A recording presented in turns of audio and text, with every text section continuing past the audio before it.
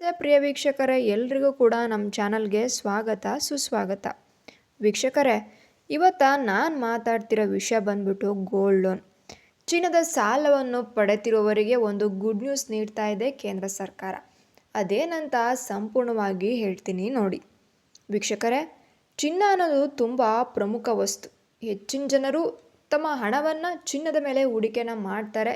ಯಾಕಂದರೆ ಈ ವರ್ಷ ಚಿನ್ನದ ರೇಟು ಇಷ್ಟಿದೆ ಅಂದರೆ ಮುಂದಿನ ವರ್ಷ ಅದು ಡಬಲ್ ಆಗಿರುತ್ತೆ. ನಮ್ಮ ಆದಾಯ ಕೂಡ ಹಾಗೆ ಡಬಲ್ ಆಗುತ್ತೆ ಅನ್ನೋ ಕಾರಣದಿಂದ ಜನಸಾಮಾನ್ಯರೆಲ್ಲರೂ ಕೂಡ ಚಿನ್ನದ ಮೇಲೆ ತಮ್ಮ ಹೂಡಿಕೆನ ಮಾಡ್ತಾರೆ. ಹಾಗೆ ನಮ್ಮ ಮನೆಯಲ್ಲಿ ಹಣದ ಪ್ರಾಬ್ಲಮ್ ಇದೆ, ಹಣ ಇಲ್ಲ ಅಂತ ಕಾಣ್ದಾಗ ಚಿನ್ನವನ್ನು ಅಡಬಿಟ್ಟು ನಾವು ಹಣವನ್ನು ತೊಗೊಂಬತ್ತೀವಿ. ಅಂದರೆ ನಮಗೆ ಗೋಲ್ಡ್ ಲೋನ್ ಅನ್ನೋದು ಕೂಡ ಒಂದು ಜ್ಞಾಪಕ ಇರುತ್ತೆ. ಗೋಲ್ಡ್ ಲೋನ ತೊಗೊತೀವಿ. ಈಗ ಕೇಂದ್ರ ಸರ್ಕಾರದಿಂದ ಒಂದು ಗೋಲ್ಡ್ ಲೋನ್ಗೆ ಹೊಸ ಆದೇಶವನ್ನು ಬಂದಿದೆ. ನೀವು ಗೋಲ್ಡ್ ಲೋನ್ ಅಂದರೆ ಕ್ರೆಡಿಟ್ ಸ್ಕೋರ್ ಮುಖ್ಯ, ನಮಗೆ ಕ್ರೆಡಿಟ್ ಸ್ಕೋರ್ ಇಲ್ವಲ್ಲಪ್ಪ, ಇದೆಲ್ಲ ಹೇಗೆ ಸಾಧ್ಯ ಅಂತ ಯೋಚನೆ ಮಾಡ್ತಿರ್ಬೋದು. ಇದಕ್ಕೆ ಯಾವುದೇ ರೀತಿಯ ಕ್ರೆಡಿಟ್ ಸ್ಕೋರ್ ಮತ್ತು ಡಾಕ್ಯುಮೆಂಟ್ ಇದ್ಯಾವುದು ಮುಖ್ಯ ಅಲ್ಲ.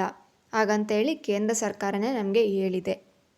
ನಿಮ್ಮ ಚಿನ್ನದ ಮೌಲ್ಯಕ್ಕೆ ಅನುಗುಣವಾಗಿ ನೀವು ಸಾಲವನ್ನು ಪಡೆಯಬಹುದು.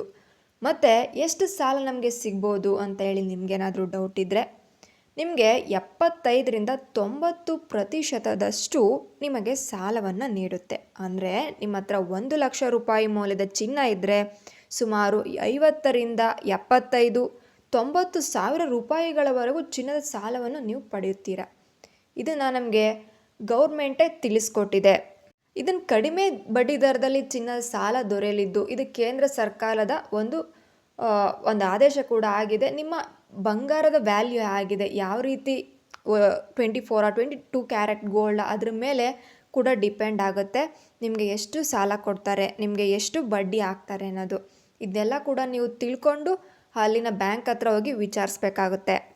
RBIಯಿಂದ ಹೊಸ ಸೂಚನೆ ಕೂಡ ಬಂದಿದೆ. RBI ಅಂದರೆ ಭಾರತೀಯ ರಿಸರ್ವ್ ಬ್ಯಾಂಕ್, ಬ್ಯಾಂಕೇತರ ಹಣಕಾಸು ಸಂಸ್ಥೆಗಳು 20,000 ರೂಪಾಯಿಗಿಂತ ಹೆಚ್ಚಿನ ಹಣವನ್ನು ನಗದು ರೂಪದಲ್ಲಿ ಪಾವತಿಸಬಾರದು ಅಂತ ಹೇಳಿ ಹೊಸ ಸೂಚನೆಯನ್ನು ನೀಡಿದೆ. RBI ಈಗ ಸೆಕ್ಷನ್ 269 SS ಅನ್ನು ಅನುಸರಿಸಲು ಹಣಕಾಸು ಸಂಸ್ಥೆಗಳಿಗೆ ನಿರ್ದೇಶನ ಕೂಡ ನೀಡಿದೆ. ಇದರಿಂದ ಆದಾಯ ತೆರಿಗೆ ಕೂಡ ಇದೆ. ಇದೇ ರೀತಿಯ ಮಾಹಿತಿಗಾಗಿ, ಇದೇ ರೀತಿಯ ಅಪ್ಡೇಟ್ಸ್ಗಾಗಿ ನಮ್ಮ ಚಾನಲನ್ನು ಸಬ್ಸ್ಕ್ರೈಬ್ನ ಮಾಡಿ. ಥ್ಯಾಂಕ್ ಯು, ಧನ್ಯವಾದಗಳು.